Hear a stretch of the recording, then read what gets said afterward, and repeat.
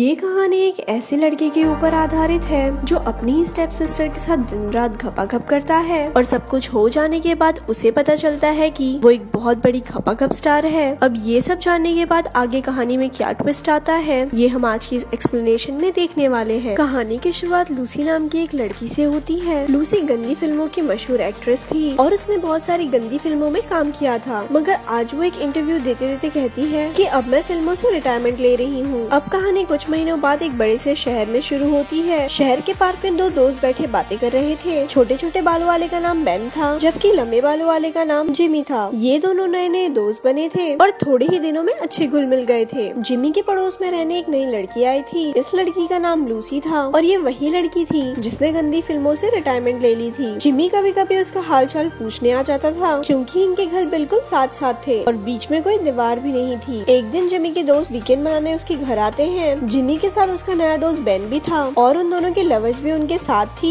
जल्दी वो सभी जिमी के कमरे में पहुंच जाते हैं और जिमी उन्हें गिटार बजाकर सुनाने लगता है। इसी बीच बेन की लवर खिड़की से बाहर देख तो उसकी नजर लूसी पे पड़ती है। लूसी ऐसी ही थी और ये देखकर बेन की लवर सभी को खिड़की के पास बुला लेती है। अब सभी दोस्त खिड़की के पास आकर लूसी को देखने लगते हैं। बेन को लूसी का चेहरा जाना पहचाना लगता है, जिसके बाद वो जल्दी जल्दी नेट पर सर्च कर पता लगा लेता है कि लूसी पहले गंदी फिल्मों में काम करती थी। लूसी की सच्चाई जानकर जिमी भी हैरान होता है क्योंकि उसे लूसी के बारे में ज्यादा नहीं पता था। इसी दौरान बेन लूसी की कुछ तस्वीरें लेता है और फिर वो सभी दोस्त लूसी की फिल्में देखकर अपना वीकेंड मनाते हैं। अगले दिन बेन काइली नाम के एक लड़के को लूसी की तस्वीरें दिखाकर कहता है ये वही लड़की है जिसे देखकर तुम ठंडे होते हो। ये लड़की मेरे दोस्त के पड़ोस में रहती है। बेन एक गैराज में काम करता था और काइली गैराज के मालिक का छोटा भाई था। ये गैराज माइक नाम के आदमी का था और वो भी वहाँ आकर लूसी की तस्वीरें देखने लगता है। माइक का भाई काइली दिमाग से थोड़ा कमजोर था लेकिन वो लूसी के फिल्मों का बहुत बड़ा दीवाना था। इसी बीच बेन माइक को भी बता देता है कि लूसी उसके दोस्त की पड़ोसन है। दूसरी तरफ लूसी जिमी के घर के पास आकर उसे पुकारती है। उसकी पुकार सुनकर जिमी खिड़की खोलता है और लूसी कहती है कि मुझे घर के लिए राशन लेना है, क्या तुम मुझे स्टोर तक ले जा सकते हो। ये सुनकर जिमी जल्दी जल्दी तैयार होकर नीचे आता है और फिर वो दोनों स्टोर की तरफ बढ़ने लगते हैं। थोड़ी ही देर बाद वो दोनों स्टोर में पहुँच जाते हैं और लूसी सामान खरीदने लगती है। इसी स्टोर में काइली भी सामान खरीद रहा था और वो लूसी को देखकर उसकी तस्वीरें खींचने लगता है। तस्वीरें लेते लेते वो लूसी से कहता है कि मैं तुम्हारा बहुत बड़ा फैन हूँ। लेकिन तभी वहाँ जिमी आकर काइली का कैमरा छीनकर उसे डांटता है। अब वहाँ काइली का साथी मार्टिन भी आ चुका था और वो भी माइक के गैराज में काम करता था। वो पहले काइली को संभालता है और फिर लूसी से कैमरा वापस लेता है। अब जिमी और लूसी वहाँ से जाने लगते हैं और तभी काइली मार्टिन को लूसी की सच्चाई बता देता है। लूसी के बारे में जानकर वो लूसी को गालियाँ देने लगता है, जिसके बाद लूसी गुस्से में आकर स्टोर से बाहर निकल आती है। थोड़ी देर बाद जिमी बेन के गैराज में आकर उससे कहता है लूसी के बारे में सिर्फ हम दोनों को पता था, मगर तुम्हारे कारण अब उसके बारे में काइली और मार्टिन को भी पता चल गया है। तुमने ये ठीक नहीं किया, तुम उसे बदनाम कर रहे हो। मगर बेन पर उसकी बातों का कुछ खास असर नहीं होता और वो उसे चले जाने को कहता है। अब दोनों दोस्तों के बीच हाथापाई होने ही वाली होती है कि तभी माइक वहाँ आकर उन दोनों को रोकता है। आज जिमी और बेन की दोस्ती टूट चुकी थी, जिसके बाद वो दोनों अपने अपने रास्ते हो जाते हैं। रात को जिमी और लूसी साथ साथ डिनर करने के लिए जाते हैं। दोनों का मूड आज ठीक नहीं था, इसीलिए वो दोनों अपना मूड ठीक करने के लिए यहाँ डिनर करने आए थे। दूसरी तरफ बेन, मार्टिन और काइली एक गाड़ी में बैठकर लूसी के घर की तरफ बढ़ रहे थे। माइक पहले ही लूसी के घर के बाहर पहुँच गया था और वो अपने साथियों के आने का इंतजार कर रहा था। जल्द ही उसके साथी भी लूसी के घर के बाहर पहुँच जाते हैं और माइक सभी को जल्दी जल्दी घर में चलने को कहता है। उनके जाने के बाद गाड़ी में सिर्फ काइली ही बचा था। दरअसल माइक और उसके गैराज में काम करने वाले सभी लड़के चोर थे। जब माइक को पता चला लूसी पहले एक्ट्रेस थी, तभी उसने चोरी करने का मन बना लिया था। उसे पूरी उम्मीद थी कि वो लूसी के घर को लूट कर माला माल हो जाएंगे, मगर काफी कोशिशों के बाद भी माइक और उसके साथियों को घर में कुछ नहीं मिलता। थोड़ी ही देर बाद जिमी और लूसी भी अपने घर की ओर वापस आ रहे थे और गाड़ी में बैठा काइली उन्हें देख लेता है। लूसी जैसे ही अपने घर के पास पहुंचती है तो गाड़ी में बैठा काइली हॉर्न बजा देता है ताकि वो अपने साथियों को होशियार कर सके। हॉर्न सुनकर जिमी को भी खतरे का एहसास हो गया था और वो जैसे ही लूसी के घर में घुसता है तो तीनों चोर उन दोनों को पकड़ लेते हैं। देखते ही देखते ये चोर लूसी को बेडरूम में बांध देते हैं, जबकि जिमी को अलग कमरे। इन चोरों को लूसी के घर में कुछ नहीं मिला था, जिसके बाद माइक अपने साथियों से कहता है लगता है लूसी ने अपना सारा पैसा बैंक में रखा है, हम सुबह उसे जिमी को मारने की धमकी देकर बैंक से पैसे निकाल लेंगे। माइक के इस योजना से सभी सहमत थे और वो सुबह होने का इंतजार करने लगते हैं। लूसी के पास एटीएम नहीं था, वरना ये लोग अभी पैसे निकाल कर चले जाते। अगले दिन माइक लूसी को लेकर बाहर आता है और फिर एक जगह गाड़ी रोककर पहले उसके हाथ खोलता है और फिर उसे बैंक के फॉर्म पर साइन करवाता है। बैंक के फॉर्म माइक को लूसी के घर में ही मिले थे। लूसी भी जिमी को बचाने के लिए चुपचाप साइन कर देती है। अब माइक अपनी गाड़ी को एक बैंक मशीन के पास रोकता है। इस मशीन में एटीएम के साथ साथ फॉर्म से भी पैसे निकाले जाते थे, मगर लूसी के अकाउंट में कोई टेक्निकल इशू आ गया था और मशीन उसे एक दिन का इंतजार करने को कहती है। माइक की योजना फेल हो चुकी थी, जिसके बाद वो लूसी को लेकर वापस चला जाता है। घर में आकर फिर से वो लूसी को बेडरूम में बांध देता है और फिर अपने साथियों को सब बताकर कहता है, हमें एक दिन और इंतजार करना होगा वरना सारी मेहनत पानी में जाएगी। उसकी बात खत्म होते ही पास खड़ा बेन कहता है, जिमी की माँ उसे रोज फोन करती है, अगर उसने जिमी से बात नहीं की तो वो घबराकर पुलिस को भी फोन कर सकती है। बेन की बात सुनकर माइक जिमी से पूछता है कि तुम्हारा फोन कहाँ है। इस पर जिमी कहता है कि मेरे पास मोबाइल नहीं है, मेरे पास लैंडलाइन है। जिमी की बात मानकर माइक उसे उसके घर में ले जाता है और फिर जिमी अपनी माँ को फोन करता है। इसी बीच जिमी की लवर मैंडी उससे मिलने आ जाती है। वो बाहर ही रुककर जिमी को पुकारने लगती है, लेकिन तभी बेन वहाँ आकर उसे पकड़ने की कोशिश करता है। मैंडी घबराकर भागने की कोशिश करती है, पर तभी मार्टिन भी सामने आ जाता है और वो मार्टिन से बचते बचते नीचे गिर जाती है। सर पर चोट खाकर बेहोश हो जाती है। थोड़ी देर बाद बेन और माइक मैंडी को लेकर जिमी के घर में आते हैं। उसकी हालत बहुत नाजुक थी और वो कभी भी मर सकती थी। माइक ने जिमी को भी एक चेयर पर बांध दिया था ताकि वो भी भागने की कोशिश ना करे। कुछ देर बाद रात हो जाती है। मार्टिन और बेन पूरी रात लूसी के साथ घपाघप करते हैं। अगले दिन माइक लूसी को फिर से गाड़ी में बिठाकर बैंक मशीन की तरफ जाता है। उसी पल मार्टिन जिमी के पास खाना लेकर आता है। जिमी ने एक छोटा सा कटर अपनी जेब में छुपा रखा था। वो जब यहाँ फोन करने आया था तो मौका देखकर कटर उसने अपनी जेब में डाल लिया था। अब जैसे ही मार्टिन उसके पास आता है तो जिमी कटर निकाल कर उसका गला काट देता है। फिर वो एक हथौड़ी से मार्टिन के सिर पर तब तक वार करता है जब तक वो मर नहीं जाता। उधर बैंक मशीन माइक को एक और दिन इंतजार करने को कहती है, जिसके बाद माइक वापस जाने लगता है। दूसरी तरफ जिमी मैंडी की सांसें चेक कर रहा था। मैंडी ने दम तोड़ दिया था और उसकी मौत देखकर जिमी गुस्से से पागल हो जाता है और यहाँ पर ये मूवी खत्म हो जाती है। ऐसी और स्टोरी सुनने के लिए हमारे पेज को लाइक करें। धन्यवाद।